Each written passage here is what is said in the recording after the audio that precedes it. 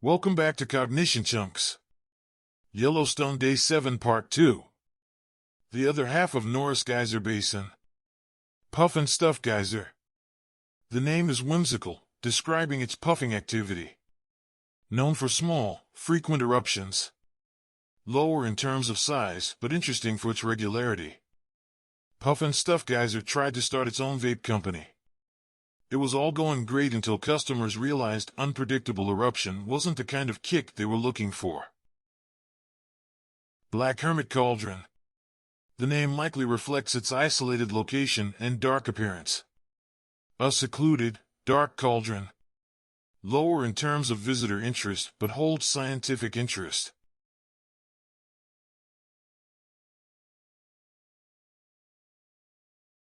Green Dragon Spring. Named for its green color and perhaps the dragon-like hissing sounds it makes. Why is the Green Dragon Spring so good at satire? Because its comments are always biting, and its humor is always boiling over. Why did the Green Dragon Spring go to school? It wanted to be a well-educated spring, but all it got was a degree in hydrothermics and a bunch of steamy notes. Green Dragon Spring tried to market itself as a natural facial steamer. Its tagline was "Burn away the impurities." Sales were, let's just say, less than lukewarm. When the Green Dragon Spring started a travel blog, it promised hot tips. Turns out, it was just steamy pictures and foggy details. Talk about missed opportunities.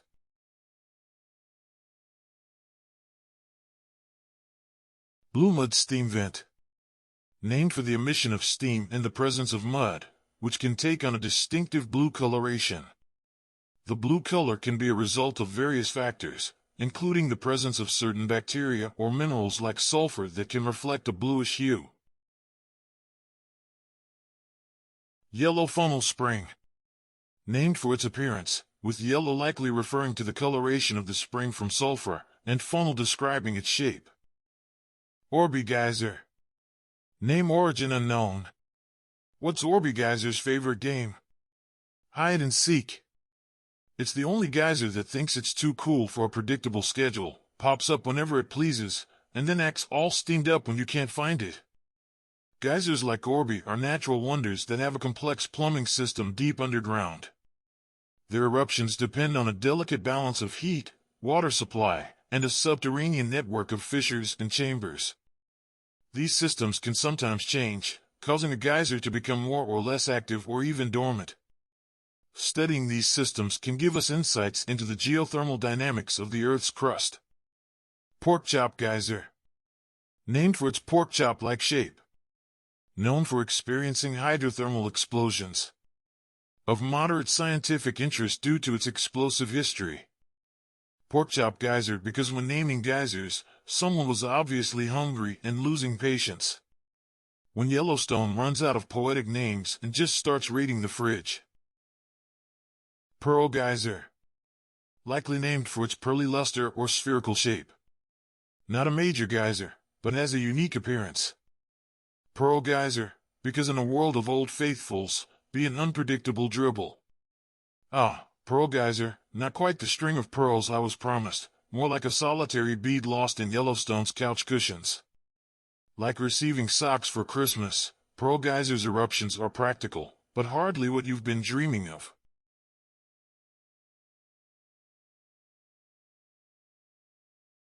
Vixen Geyser. Named Vixen for its temperamental, unpredictable behavior. Known for its irregular and frequent eruptions. Vixen Geyser, named for its foxy eruptions, unpredictable, alluring, and over in a flash. Just like my last relationship. Here's to Vixen Geyser, proving that nature, too, can promise excitement and deliver a lukewarm letdown. If Vixen Geyser was a superhero, its power would be spray and walk away, because follow-through is for those with a less mysterious allure.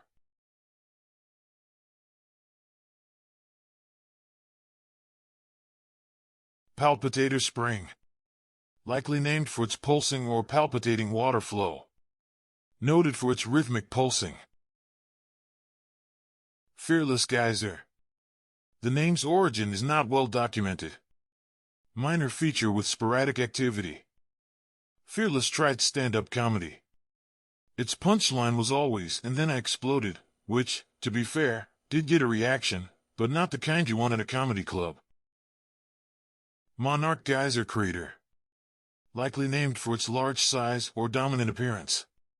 Not currently active, but has a large, impressive crater. What do you call a geyser at the North Pole? A snowblower.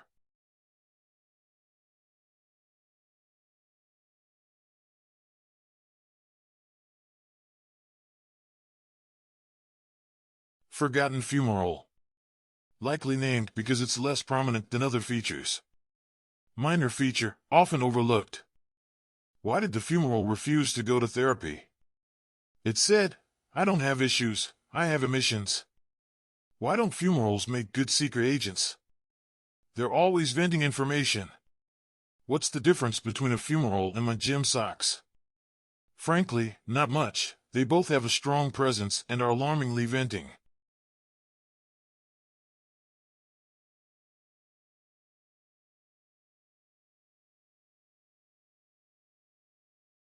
Ledge geyser. Named for its position on a ledge. One of the larger geysers in the Norris Geyser Basin. Why did the geyser apply for a loan? It wanted to start a small steam business, but the bank said it was too unstable. Did you hear about the geyser that got famous? Yeah, it's just another hot-headed celeb with too much spray tan. What did the psychic say to the geyser? "I predict you'll have a sudden outburst in the near future." Sunday Geyser. The origin of its name is not well documented. A relatively minor geyser. Sunday Geyser, because even geothermal features need a day off to ponder the existential ennui of being a tourist attraction. They call it Sunday Geyser since it's about as active as my decision-making process on a lazy weekend. Sunday Geyser, where the promises of an eruption are as empty as a politician's during election season.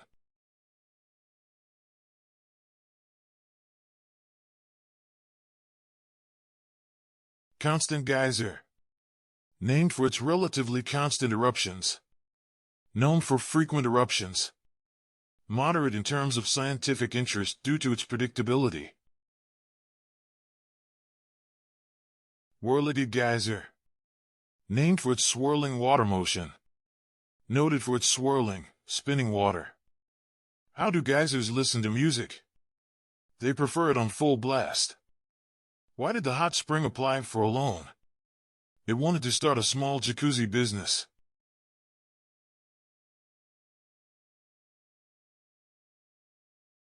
Pinwheel Geyser. Named for the pinwheel-like motion of its water. Known for its unique water motion. Moderate in terms of scientific and tourist interest. Whale's Mouth. Likely named by early park explorers for its large, open shape. Its shape resembles the mouth of a whale. Known for its distinctive shape. Moderate in terms of visual interest. Whale's mouth, because nothing says nature's wonder quite like a hole in the ground pretending to be an animal. The only thing less accurate than calling it whale's mouth would be calling my ex a good listener.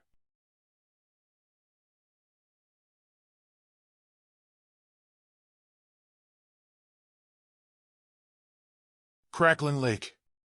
Named for its crackling or popping sounds. Known for the sounds created by its thermal activity. Moderate in terms of scientific interest and uniqueness. Minute Geyser.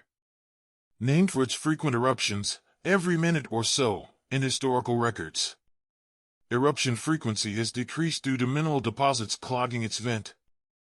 Minute Geyser, a cautionary tale of human impact. Minute Geyser is another thermal feature located in Yellowstone National Park, specifically in the Norris Geyser Basin. The geyser was once known for its frequent and somewhat predictable eruptions, which occurred roughly every 60 seconds, hence the name Minute. However, its current state is a sad testament to the unintended consequences of human ignorance and intervention. The Minute Geyser earned its name due to its original high frequency of eruptions, which often occurred every minute or so. Originally, the geyser had two vents, one larger and one smaller, allowing for a kind of dual eruption that was a spectacle for visitors. Choked by ignorance, the impact of human activity.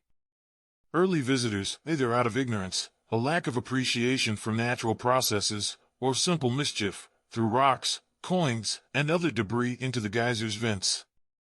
This debris clogged the geyser's plumbing system, essentially choking it and leading to a significant reduction in its eruptive frequency and power. The blockage primarily affected the smaller vent, causing it to be largely dormant.